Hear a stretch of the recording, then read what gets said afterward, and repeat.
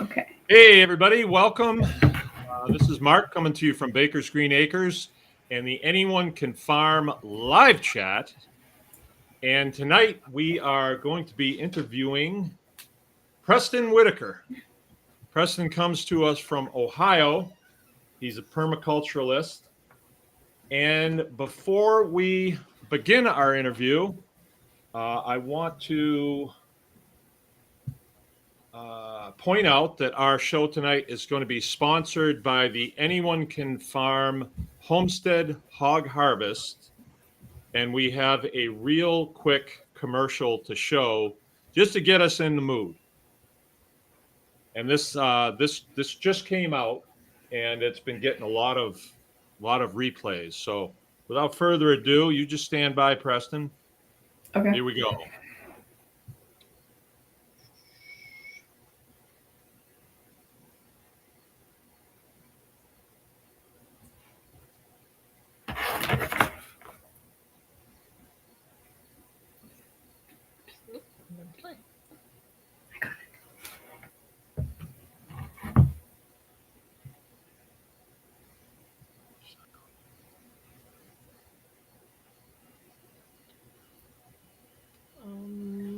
Sound's turned off. Oh.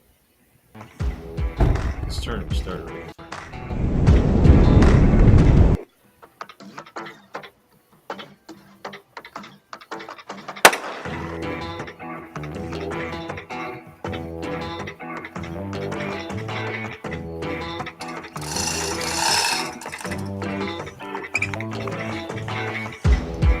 Thank you.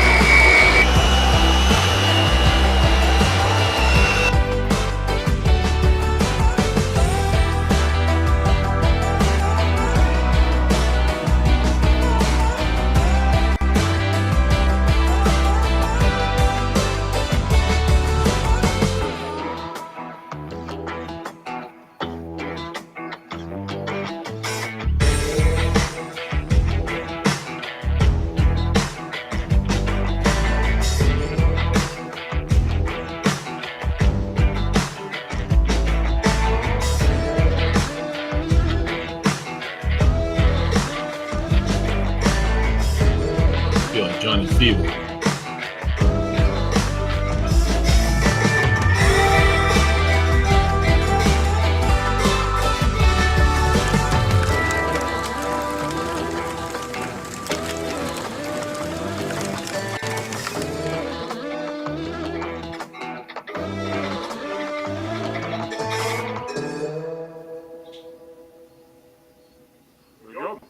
All right, so I'm really happy with that video. That was a really fun one to film for you guys, and if you enjoyed it, I'd appreciate you smash that like button, give us a little love in the algorithm, right? If you guys have any questions as to whether you could process your pig on your farm or homestead, the answer is yes, absolutely you can. Here at the Anyone Can Farm Experience, we are here to help you guys out, so we run on-farm classes several times a year, but we realize, not everybody's here in Northern Michigan, so if that's you and you still want to know about this stuff, we actually just wrapped up filming and editing our master class on pig processing. So in this course, we walk you guys through everything you need to know from actually killing your animal, getting it processed and in sausages, hams, bacons, and all that good stuff right on your breakfast table. So if you're interested in either of those things, check out the link in the description. Thank you guys again for watching. We'll catch you in the next one.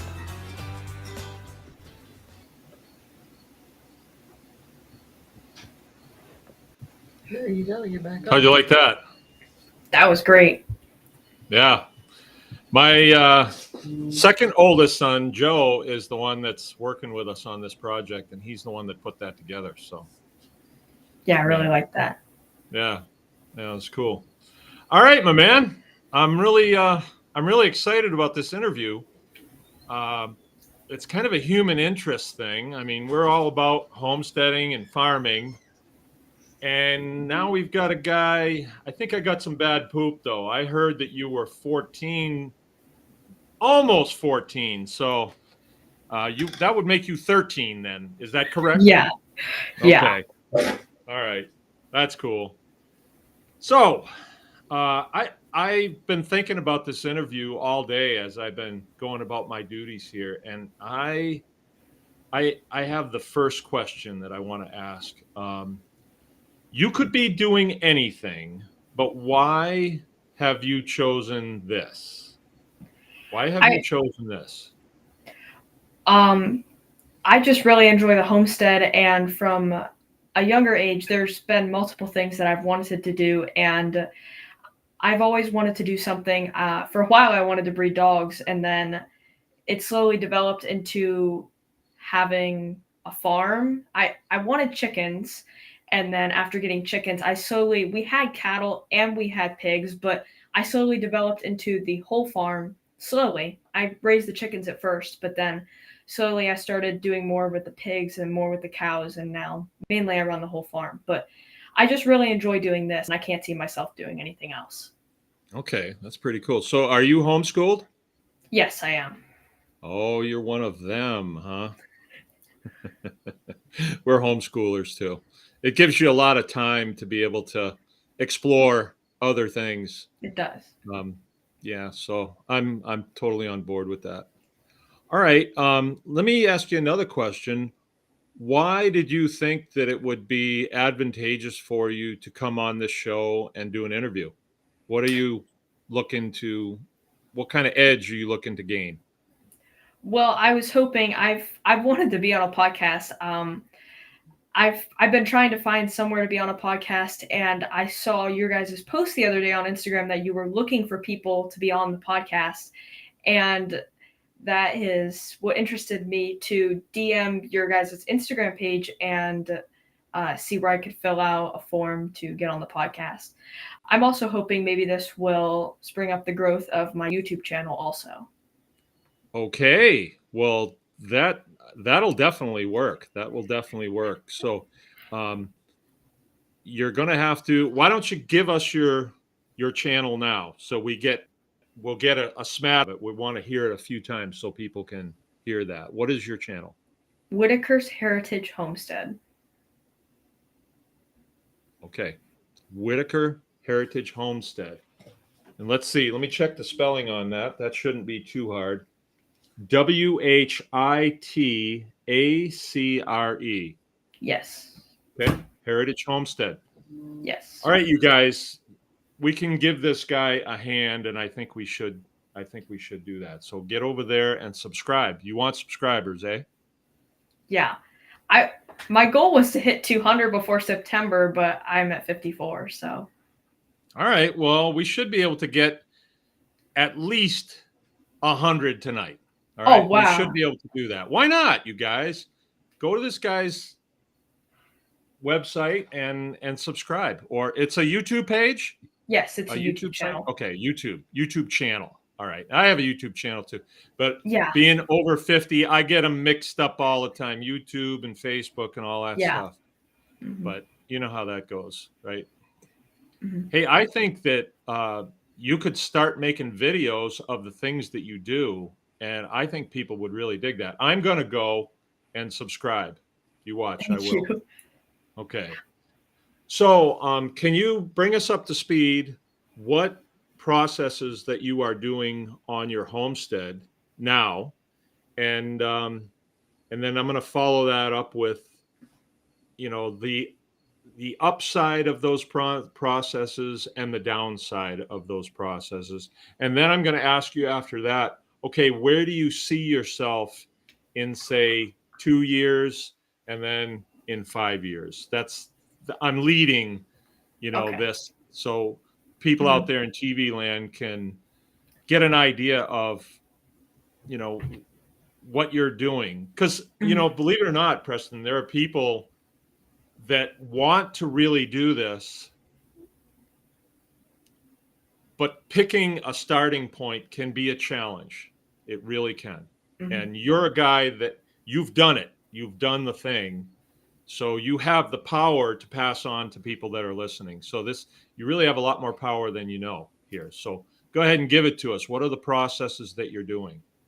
So we run, well, first of all, we run cattle. We run an intensive grazing system, which basically means that our cattle are in a specific spot, measured out to how much they will eat in about 3 days is estimated out. And I watch that to make sure, if we need to make that a little bigger, if they're eating it too fast, or a little slower if there's a lot.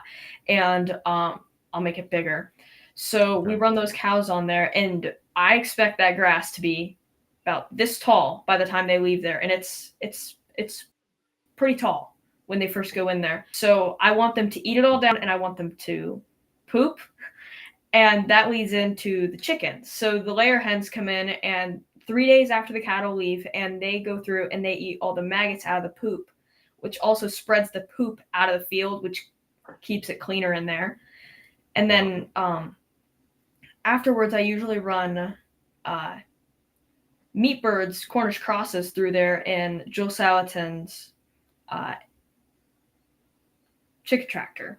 So they go through and they eat the grass, maybe where the chickens or the cows didn't eat it as good down as I want it, or maybe in a more lush spot that the Cornish crosses would enjoy. Okay. Hey, so the 3 days, fill us in on the 3 days. You wait to follow your cattle 3 days before you put your chickens in there, your laying hens. Why is it the 3 days why do you wait the 3 days? 3 days gives the flies the time to lay the maggots, to lay the eggs in the poop. It gives them time to become maggots so that the chickens because if we were to put them in there maybe the same day as we move the cattle out, then there wouldn't be the flies and there wouldn't be the fly eggs in that poop. And then the cows would have flies all over. I forgot that, but that helps the cattle when they eat that fly larva. It helps the cows not have so many flies on them. So that keeps the cows safe from pink eye, and it makes them happier not having the flies all over them. So it really helps, and it helps feed my chickens. Okay. So are your customers okay with Preston's maggot-fed chicken eggs? They're okay with that? Yeah. Yeah. I had one person one time ask me, they said, "Can I get eggs that that don't have bugs in them?" Tell them go to the store and buy them. Yeah, go to the store and buy them. Yeah. Yeah. I mean, when I first heard about that, I was really new to this whole thing, and I first heard about feeding maggots to my laying hens, and I thought, that sounds a little on the gross side. But then protein is protein, right? Yeah. You wouldn't hesitate feeding hamburger to your chickens, and that's protein. So I don't think I'm going to cross the line and go to eating maggots myself. I think I'll just leave that to the chickens. Yeah. But yeah, I have a bucket that I can put things in that will draw flies, and then I can hoist it up on sort of like a clothesline type thing. It's got a pulley on that end and a pulley on this end, and I can put it up there. And I've got a bucket that I drilled a whole lot of holes in, and it'll just be crawling with maggots. And they'll drop down into the chicken yard, and the chickens clean them right up. They like them pretty good. They love those. Yeah. Yeah. So and then we have, and then we have one more thing. We have one more animal on the farm, and we have pigs. Ooh. So we have two different breeds of pigs. We have Durocs, which those are a heritage breed that grow real fast, and we have them, and they're going to be part of in the future our other breed, which are the Mangalitsa. Ooh, I didn't know you had Mangalitsa. Yeah, so we have one sow right now, and then we have a little boar, and then we have 3, 4, 5, 6. We have 7. We'll have 7 growers. So we have 3 that'll be ready in December, 2 that'll be ready in April, and then 2 that will be ready about this time next year. Cool. Yeah. Cool.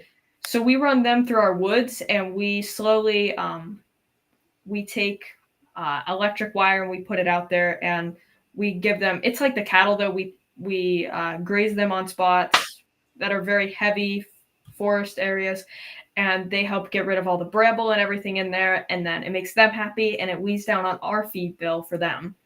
And then they love to go through there and get all the different stuff, and they find some stuff in there, and it's pretty funny how much they find. So how many acres are you operating with right now? 6.5. 6.5. Boy, it's a lot of space if you had to mow it by hand, isn't it? Yeah. But we have. Oh, go ahead. We have 3-4 acres of pasture, probably, and then 3 acres of woods. So it goes up a hill. So we're slowly working them into those woods. Okay. Yeah. You know what you'll find will happen is you'll be able to start to reclaim some of those woods after the pigs have gone through. And that's what we're noticing. Yeah, we go through in the wintertime and get rid of all the dead trees, and we've slowly started to weed out some of the big and dead trees out of our woods and some of the ones that are starting to die, and it's giving more room after we bring these pigs through for the grass to come in. And then the pigs go back there, and there's more food there and more grass for them. Okay. So, how many kids are in your family? So I have one little brother. Is he helping you yet, or? He's 8, almost 9, and he's not as big into the farm. He does some stuff, but he's not as big into the farm as I am. Yeah. He sells, we're working on a farm stand for him, so he'll sell all the produce from the garden and the meat. Oh, that is fun. That is so much fun. You learn so much dealing with people at a farm stand. If it's the kind where you're going to be out there, that is really fun. I did that when I was a kid. There's room for mischief, though, I can tell you that. That's for sure. Whatever you do, don't throw rotten tomatoes at cars. Noted. Noted. That's too much. All right. So where do you see your operation in 2 years? Let's say 2 years from now. Well, my hopes are, I just recorded a video this morning talking about we're going to be integrating a new herd of cattle. So we get Anguses, and we get Angus calves in between March and April, and then we grow them up till January for slaughter. But I want to have, the problem with those guys is we get them in there, they're nervous around people. So it takes just till June, takes from March to June, just for us to be able to get within 2-3 yards of them and then not run away. So it takes that amount of time for them to learn that not to run away from us when we're trying to, feed them or give them some water or something. And then that's when we try and put them out on pasture for the first time. For then they're in a good sized area that has woven wire, and in there we let that rest through the summer, and then in their early spring, that's when the cows can go in and they can eat all that grass, and that's when we have electric wire in there, so it slowly transitions them into electric wire. So the goal is to get a Jersey cow, and I want to get an American milking Devon as a bull and raise them up and have a herd of cattle that will trust me, and I can move them into smaller spaces where maybe I just don't trust the Anguses as much. They're in separated, like I said, they're in specific little spots inside of the big permanent fencing we have all around them. So if the cows were to get out of the little area, they'd still be in the big area. Yeah. So that's because we don't trust them as not enough, which I trust these guys that we have now, but past cows we've had a bad experience with. So I want to get some that I can train years and years and years into really trusting the wire and trusting me and having calves. I would really like to have calves and be able to grow them up for slaughter. Okay. Yeah. So I think a good way to facilitate that would be to get them when they're younger. Yes. If you can get them from somebody and they're bottle babies, that's a good way to make friends with them. It Yeah. really is. Yeah. It's a little bit of work, but then they'll trust you. Yes. Yeah. You know. Yeah. So I'm looking for some in the area at the moment. We're thinking Okay. about maybe for the first, because we don't have a milk cow now. That's another reason we want Jersey, is because we want a milk cow. So I'm trying to find maybe a seasoned milk cow right now to try and learn a little bit, maybe like a nice, calm, docile, halter trained, seasoned heifer or cow. Okay. Yeah, I think there's probably many people that are listening right now that have wanted the same thing and they were able to find it. There's a man that I know that goes by the handle. He's the homestead herdsman, Joe Higgins. I'll make sure you get his information, and he may be able to find you exactly what you're looking for. It's Okay. kind of one of the benefits of the Anyone Can Farm tribe, which we want to see if we can get you a membership in. Is there's lots of people that can help you, attaining your goals. And I think it's a wise thing that you're doing. You're probably being mentored by somebody there. I did talk to your mom the other day, just so the viewing audience knows. We don't just, let anybody come on. I had to vet this guy a little bit, find out if he's all right. But if you set goals and then you attain those goals, then the next time you can set even higher goals. And it sounds like you've got that under control. So that's very, very good. We milk a couple cows here, and it's a really neat thing for the homestead to have all that milk and be able to make your own cheese and things like that.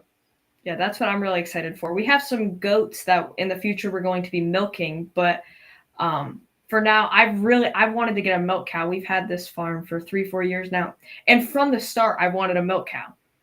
And in these last 3-4 years, I'm happy I didn't get one then. I've learned in the last 3-4 years a lot about cattle, a lot about infrastructure. We've gained a lot more infrastructure than we did have 3-4 years ago. Okay. That makes sense. Tell us about your bad experience with a cow. I think people would like to hear that. Well, so last year the first year we had 3 cows and they did pretty good. We had some bad experiences with them getting out of the fence and just running around. They were bottle babies, but we didn't bottle feed them. We got them when they were weaned. And the problem was they were too nice, where they would bust out of the fence and come out on our porch to get fed. Okay. And the next year we wanted to get some Angus, and because we knew they'd be a little bit more skittish and not want to get as close to us. Okay. But looking back, we probably shouldn't have gotten 4. We should have probably gotten what we have now, 2. And basically what happened is we had them on intensive grazing, and at night we had them in almost like a holding area with some hay in it for the night, and then in the mornings we'd let them out. They could graze pasture, and then in the evenings I call them back and they come. And we trusted these cows pretty much, but somebody, we're not gonna mention names here, but somebody left the gate unlocked and they got out overnight. And the next morning we went out and they were gone. The gate was wide open and there was no cows in sight. So after probably looking 3 to 4 hours, one of our friends found them 3-4 miles away. Ooh. At somebody else's farm. So yes, from then on, we put more fencing in over the winter, and we've built up more infrastructure and got 2 this time instead of 4. What did you do with the ones, what happened to them? Did they go to slaughter?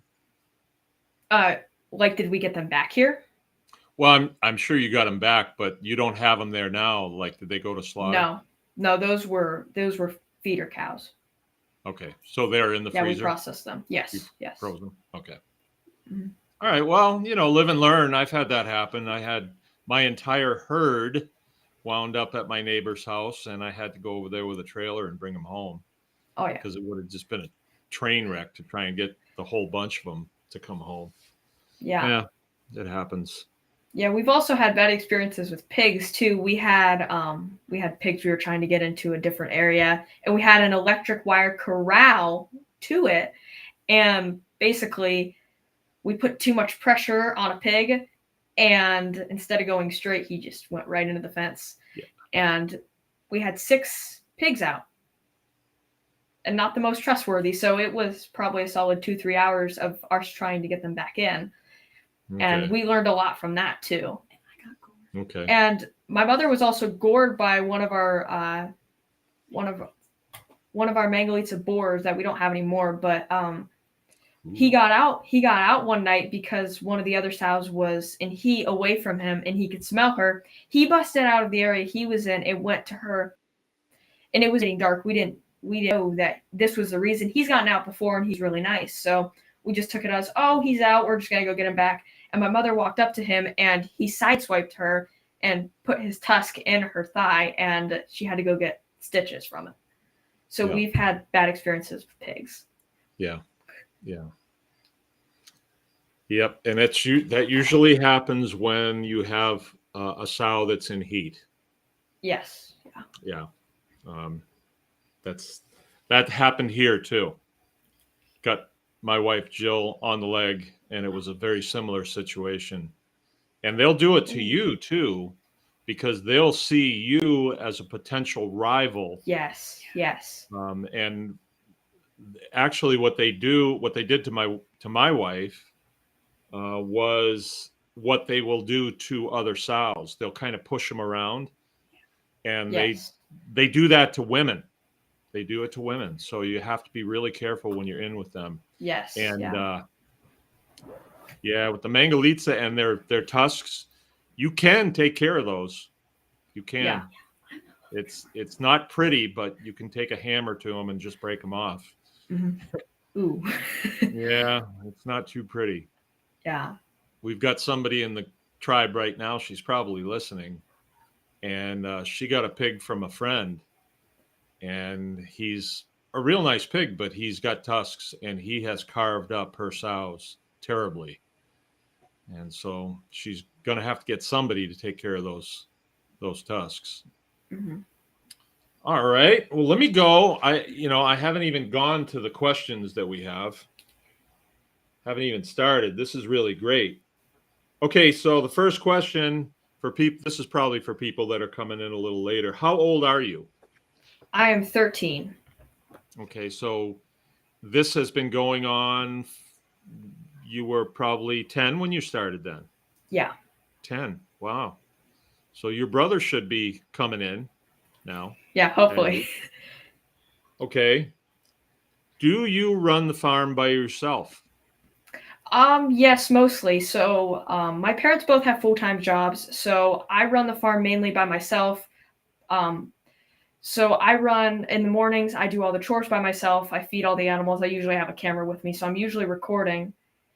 And, so I do all the feeding, and I move the cows, I move the pigs, I move the chickens, layers, and the cornish crosses by myself. And then on the weekends, me and my dad are usually building something. We built, the new chicken coop we have now. So we're usually building something for the farm over the weekend. Okay. So it sounds to me like your parents are very supportive of what you're doing. Mm-hmm. Okay. That's cool. That's really good. But I'm going to skip right to number 5. Do you have a hard time processing your cattle and pigs? We try not to get too attached to them, but it is hard sometimes even with those last ones from last year after that got out. I had trained them so much after that. We learned a lot from that experience, and I had grown pretty attached to them, where when they would hear me say, "Here, cows, come on," they would run. It was 2 acres at the time. They would run all the way from 2 acres away to come to me to get fed. They knew to come in the gate, and they knew what they were supposed to do. And it was harder for me to let them go, knowing that I had put so much work into them. Yeah. But it is hard because once they get so big, in the last month or so of us having them, they start to get more grumpy and want food. And we had them get out a couple weeks before they were to go to process, and they were just getting too big. So you're almost ready for them to go at that point. And the pigs, it's the same way. They get so big that we have electric wire, and they will push it down and get out and stuff. So they do the same thing. So it can be tough depending on which ones, but most of the time I'm ready for them to go. Yeah, I know that feeling. It's kind of mixed emotions, but as soon as it's over, then that potential for disaster no longer exists. So I know that feeling. I really know that feeling. Yeah. So do you have any plans in the future to learn how to process your own cattle, your own pigs, your own chickens? We do our own chickens already, so we have everything set up for them, yes. But I am very interested in doing cattle and pigs. Okay. Yeah, I've wanted to do that for a while now. And my parents say I'm way too overeager with it. Well, I think it's a great tool to have in your toolbox for the homestead. As you can see in that video that we showed, it's a lot easier for me to get on the tractor with my rifle and go out there and shoot a pig and bring it back to the butcher shop than it is to go out, back a trailer up, and then try and get a pig to get in that trailer. And then if the pig does get in the trailer, to take it up the road. My processor is hour and a half from here.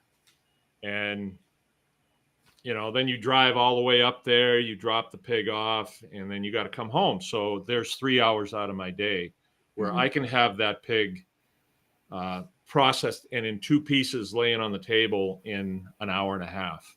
Or less than that. I can have it on the table in an hour, and it's quick. It's once you learn it. And I feel I have that feeling that I no longer have a potential disaster on my hands, and I'm the one that's doing it. So it's a really nice feeling. I do agree. Yes, I would really like to do that in the future, but I feel like it's infrastructure too. I feel like we need to build up some more stuff. Have a barn or a place where we can do that. But hopefully within the next year or 2 years, we can maybe do a pig. Okay. Well, maybe we can help you out with that. Maybe we can facilitate you coming to one of our classes. I could give you a scholarship to one of our classes, and then you just have to figure out a way to, but we'll talk about that. But I think that would be a nice gesture for Baker's Green Acres to the people down in Ohio that let you come on and interview. But that'd be really neat. We'd love to have you come to one of our classes. A lot of fun. And you meet some really neat people. I think this is a good thing for you to be in, and you could pursue something else as well. I mean, you can always come back to the homestead. Is there something else on the horizon? I mean, you're almost 14 years old. Have you got a career field picked out that you might want to go into? Not trying to pressure you or anything, but I do work with my father at a basement waterproofing company. So I go once or twice a week to help pay for things around the farm, for hay for the winter, and to build my whole chicken coop, to pay expenses for that. So I do know when it comes to that, and if I had to pick up that, I could. But no, nothing right now that I want to go in other than homesteading. Okay. So you have to handle the finances for this? Me and my father handle the finances, but I try and help as much as I can, especially with the farm. Okay. So all my money goes right into the farm. So I don't have any personal money for myself to spend on anything. Oh, wow. Well, one of these days you're going to have to start taking a paycheck. Yeah. But you understand what equity is. Mm-hmm. You get that. Yeah. And one of the things that we like to talk about here in the tribe is the different types of equity, right? So let's say that you have a set of really cool tools or something that you've acquired over time. your money that you paid for that is still in those tools. But while your money is tied up in that savings account, you're able to use those tools to create more gain or wealth or money, however you want to put that. Yeah. So I think that you at age 13 learning these skills, you'll have them down pat by the time you're 17, is a great accumulation of equity. And it's not the kind of equity that you can necessarily wring out, instantly. But let's say that you did put together a small butchering area and you were able to butcher someone else's chickens. Boy, you can make some nice money doing that you could use for something else. Maybe someday you want to have a car or a motorcycle or a team of horses or something like that. You never know. Then you'd be able to do that. But you're on a great path as far as I can see.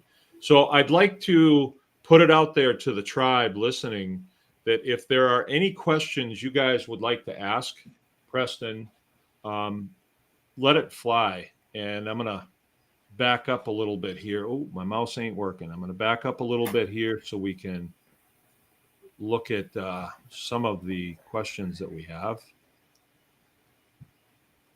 Some nice things people have said. Okay.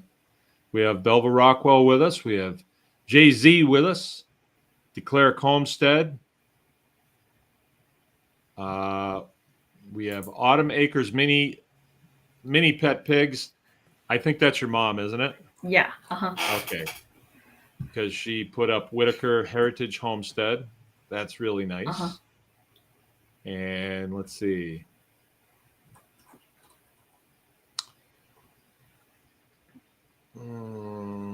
Okay. Autumn's saying that you've been very excited. Yes. And I have. You're making your parents proud. Well, you're making us proud too. And my wife has put in there, you all can follow Preston on Instagram and YouTube. His info is in the show description. YouTube channel is, oops. Uh-oh. I don't have a mouse. Is Whitacre Heritage Homestead.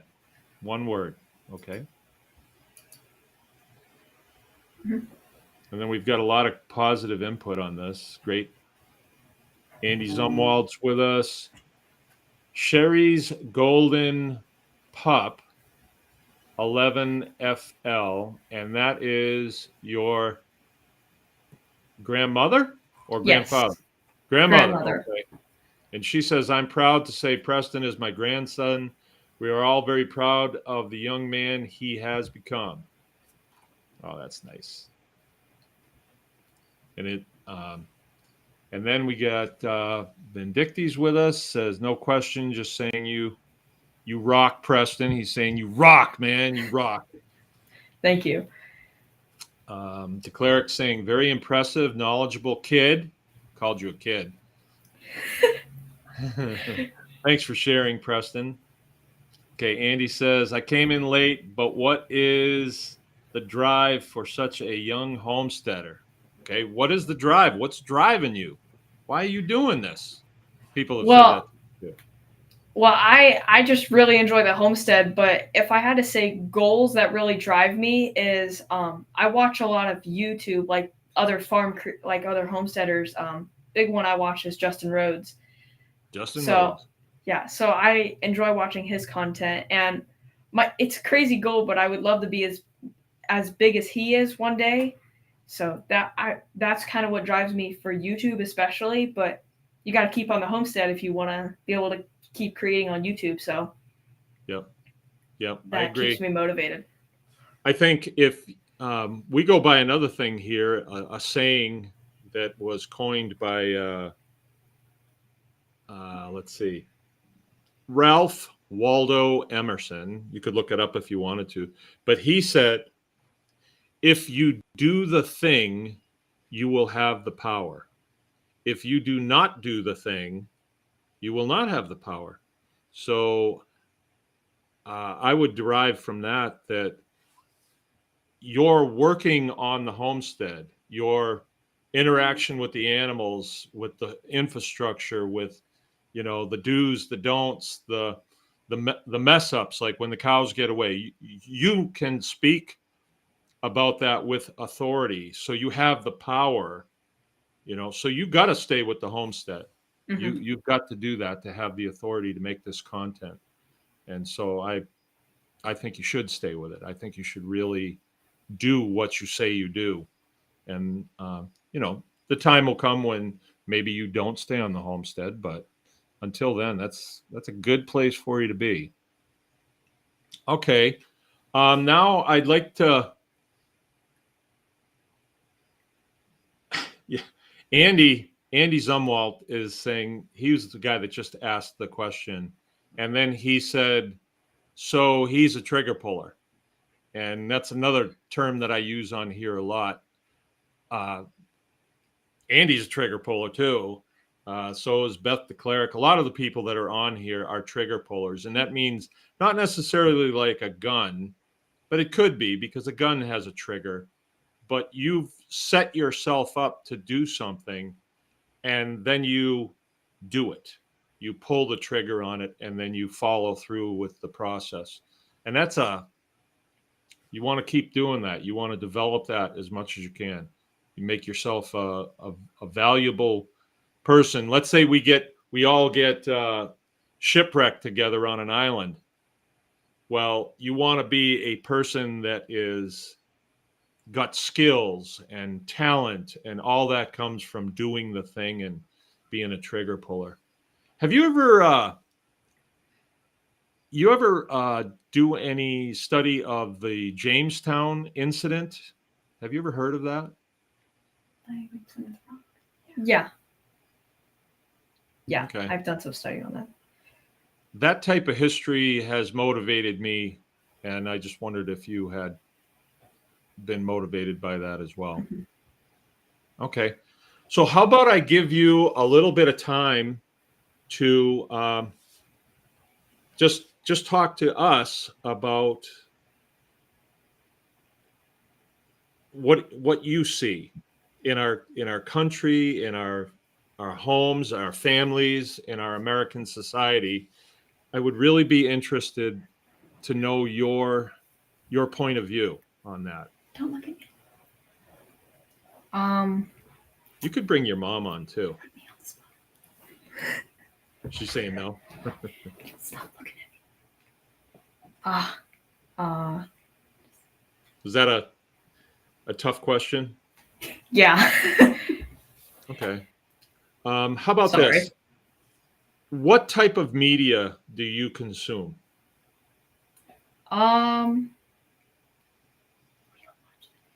I don't watch a lot.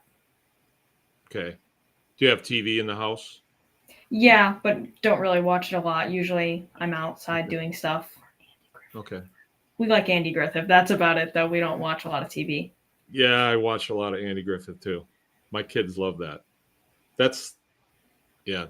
I was born in 1960, and that's when that show was in 1960. So I grew up watching it. It was really good. Yeah. I guess what I'm getting at, the other day when I was talking to your mom on the phone, you guys started your homestead during the pandemic, the Wu flu. And has that, from your point of view, has that shaped what you're doing? I guess that's what I'm getting at. Yeah. Yeah, we don't really like the commercial system because of just how the food system, because of how everything is raised. So I feel like that has kind of made me how I am too, just because of I've seen how the food system works, and I don't like it, and I would much rather raise it myself, knowing where the food came from, knowing that it was taken care of right. Okay. What is it in the food system that you dislike? Just how I don't like how the animals are raised. Okay, so How they're treated, mainly. To know that my animals have gotten green, fresh grass, and I know that they were happy and they got moved when they needed to be moved, when the corners crossed were ready to be moved, when the chickens had no poop left to scratch through, when they had no food left, it was time to move. Knowing that I was the one who got to take care of them and knowing that I kept them safe. Okay. I got about a million questions for you, but here's one that has been thrown at me a couple of times. A lot of our tribe people, that's what we call this. We call it kind of a tribe. Could be a group, but I think tribe is appropriate because in a tribal setting, you want to mentor people. You want people to do better than you do, because someday you may be staying in their house, if it's a tribe, like if we were all Indians, I guess. Some people in the tribe get into homesteading and their kids are already grown up and their kids are not interested in homesteading. Was that ever an issue for you when your parents started up your homestead? No, not really. I kind of just, at first, it wasn't really the first thing I wanted to do, but I did enjoy the chickens, and I feel like that's how it happens with a lot of people, just like the chickens kind of influence them. And slowly it just started to become a normal thing to go take care of the animals, and then slowly I started doing social media because I enjoyed sharing the farm. And Okay. Yeah. From there, it's just become the reason I get up every day, the reason I get out of bed is to go feed the animals, because the animals don't care if I'm laying in bed tired, gotta go take care of the animals. So they need you. Okay, so have you ever gone to public school? Nope. No, never did. Okay. Yeah, my kids haven't either. Okay. So what else besides your homesteading endeavors, what else do you like to do? That'd be a good question. I like to read. When it comes to farm books, I've read mostly all Joel Salatin's books. I've read Justin Rhodes's books, and I do like just fictional books in general, mystery books. But me and my friends do a lot of bike riding, and I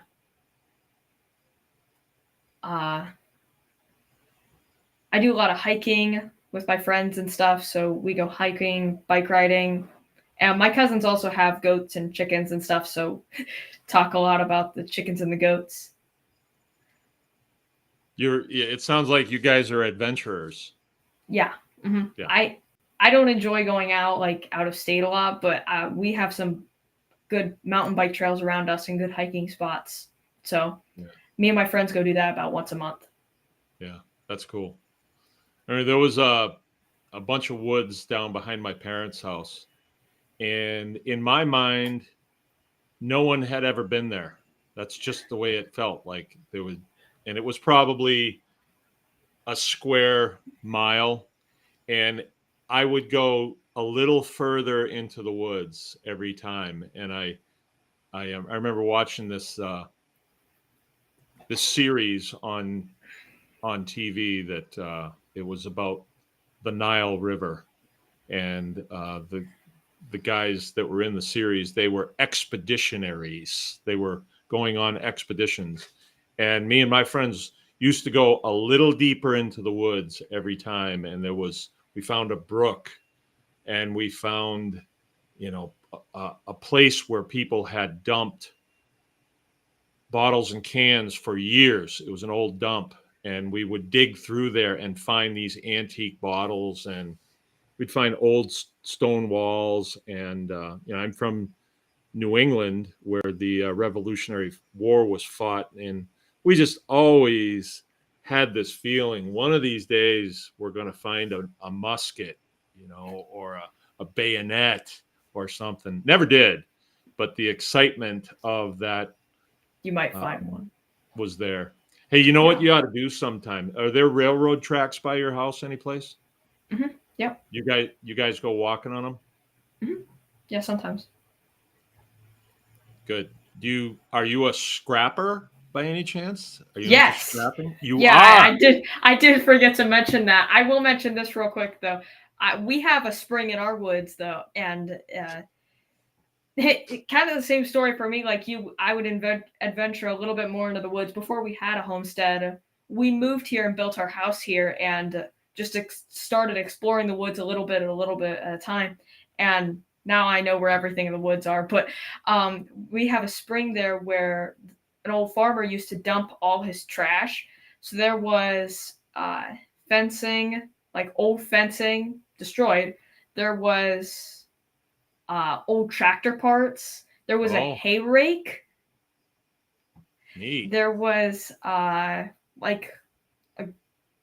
like a mow, like to mow the grass. There was a mower there, like just a push mower. There was a lot of junk. There was a feed trough. So we scrapped all that. So yeah, that's a lot we did do. Yeah. Yeah.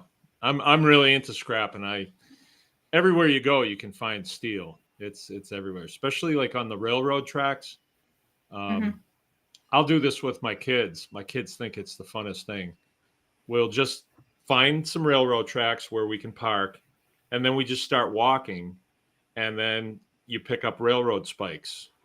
And there's ones that are bent and been discarded and stuff, and they just leave them out there, and the kids think it's really fun. And then there's these plates that are out there that they've driven into the railroad ties, and there's tons of steel just laying around out there. We always look to see what scrap prices are before we go, so it turns into an Easter egg hunt. Yeah, that's really fun. Yeah, you can finance a lot of stuff being a good scrapper. Yeah, actually, my aunt is remodeling my great grandfather's old surplus building for her business, her dog training business, and I helped with a lot of that, and we scrapped over $1,000, and we worked all weekend, every weekend, and that was kind of like my payment. So I made money through the scrap, and actually everything that I have now for the YouTube, so my camera, the computer, and the monitor I have right now, and everything I have was funded from that scrap. So that's a good bit of the way I've funded a lot of the YouTube. Yeah, sweet. Hey, maybe if there's a way that we can get you up here for a class, you could film some of that. That would be great content too. I think people would find that really neat. Yeah, maybe. Yeah, a friend of mine said one time, he says, never underestimate the value of a bloody handshake. Right? So processing it's a good skill to have on the homestead. People that are listening now, they hear me say it all the time, because it's sort of a choke point when you raise animals. And if you can't get into the processor, you're kind of up the creek without a paddle, and your animals lose value as time goes by. So let's see, we're about out of time. We've got another 6 minutes. Is there anything else that you'd like to, would you like to ask me any questions? How about that? So you guys have mangalitas? We do. You do? How many do you guys have? Oh, I have about 30 of them here right now. I'm probably the oldest running farm that has stayed with mangalitsa since it's come into the country. I think I was the third guy to get them. Yeah. And everybody else has gotten out of them. Yeah. You ready for something crazy that's going to blow your mind? You bet. I didn't realize this until after I filled out that form for the podcast. After I filled that out, I found out that you're the same guy who we've watched for years and are the reason we have mangalitas. How about that? Yeah, I just realized that the other day.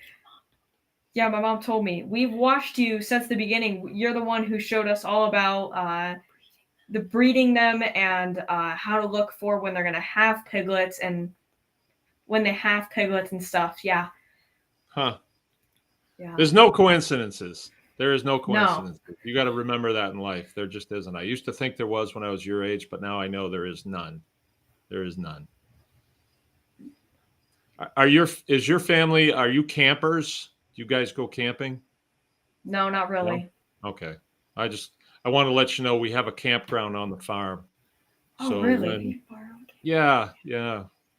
We found that a lot of people that are interested in taking classes to learn how to be better at homesteading. I mean, we don't come out of off the shelf. That's just a saying. But we don't know how to farm. It's not something we're instinctively know. I think some parts of it we do, but anything that you do, it makes sense to seek out people who are doing it better than you are, and it helps to round you out, to be better at a process. I mean, you might be the next Joel Salatin in this country. You could very easily be. There's not a lot of people that are vying for his position, or the next Justin Rhodes. Justin Rhodes mentioned me on his show one time. Did you know that? Really? No, I didn't. Yeah. Yeah, I probably could meet him if I wanted to. I've met Joel Salatin several times. I've been down to his farm, I think 3 times. We went down there in May. What'd you think? I've met both. I loved everything. It was interesting because he always talks about how it doesn't smell, and it didn't, not at all. Right. Yeah. Yeah. Yeah. And I got to meet him and Justin Rhodes. You did? Yes, so I got to meet Justin Rhodes in June. We went to hear him speak, and same for Joel Salatin. We went and heard him speak in February. So I have 2 books signed from them, and I got pictures with them, and we're actually going to go hear them speak here in Ohio in September in 4 weeks. Oh, cool. What's going on in Ohio? What is that called? It's an event of some sort. I can't remember what it's called though. Okay, I think I saw that someplace. Yeah. Oh, that's good. They're good guys. Well, I don't really know Justin, but I've known Joel for a lot of years. He's a good guy, good mentor. I found him. I'm in my 18th year of doing this, and when I started doing this, I went to a small farms conference, and he was the speaker. And when I first heard him, I thought, who the heck is this guy, right? But I didn't know the difference between small farms, homesteading, and the mega farms. It didn't click in my mind, the difference. I thought farming's farming, but I was really wrong about that. I don't like to see animals mistreated either. It's one of the worst things about big farming. It's just the mistreatment of animals is horrible, I think. But I agree. I'm with you, man. I have found my niche. I really like doing this, and I've enjoyed every bit of it. It just is a really good thing. I get this feeling like there's a void in the human heart, because if you read the story of Adam and Eve, their job was to steward the animals. And so we're created in their image, I would suppose. And I think what it does is it makes us feel like we will survive if we take care of the animals. So that's the feeling I get all the time when I'm doing it. Yeah. Okay, I got one more question here from Inga Brummans. She's been with us in the tribe for a long time. I know Inga. She says, does Preston study into old world ways of agriculture, farming, compost, mushrooms, herbs, and plants? We do compost, but I don't know a lot about mushrooms or herbs. So we do have a good sized compost pile where we have all the cow manure, the chicken, goat, and pig over the winter, where they are in the winter. Okay. I think you'd probably like mushrooms. It's a lot of fun. Yeah, I would be interested in getting into some of that in the future. Yeah. I went out to our mushroom area this morning, and we had a fresh bloom, and I think we got somewhere around 20 pounds of wine cap mushrooms off this morning. It was really, it's Oh, wow. exciting. It's like going out there and finding a baby calf, you know, that feeling that you get, and, or piglets or something like that. But Yeah. I went out there this morning and there was just all these mushrooms. It was just beautiful. And Wow. I got to bring them in the house, and we loaded up the dehydrator, and then for lunch we had eggs and mushrooms, and it was really neat. That's neat. It's really neat. All right. Well, it is 9 o'clock, and so I wanted to keep you for an hour, and I was able to. I will call you tomorrow or in a day or so, and let's see what we can do as far as getting you lined out with a class schedule, and Okay. you know, if that's doable in any way. But I'm pretty sure we can get you hooked up with Tribe Plus. So Okay. Tribe Plus. Thank you. It will give you all of the information that is accumulated on the tribe. It's the Anyone Can Farm tribe.com. All right. And all of the classes and stuff in there will be at your disposal. And we just did a class last weekend that I think that you should give a listen to, because there's a lot of really good information about kind of next level stuff as far as soils and seed saving and natural fertilizers that are just all around us that I kind of think they don't let us know about, you know. But we're going to hook you up with a code that you can get in there, Okay. and that will be yours. All right. Thank you. Thank All you. right. Well, great. Tell your mom thanks for letting you come on and do the interview, and we'll be in touch in a couple of days. Oh, is she going to stick her head in? Come on, Mom. Thanks a lot. We appreciate you letting Preston interview with us. All right, lad. Thanks a lot. We're going to end the stream now. Thank you. And Yeah. we'll see you next time. Yeah. All right, Thank you great. for that. Thank you. Yep. You're welcome.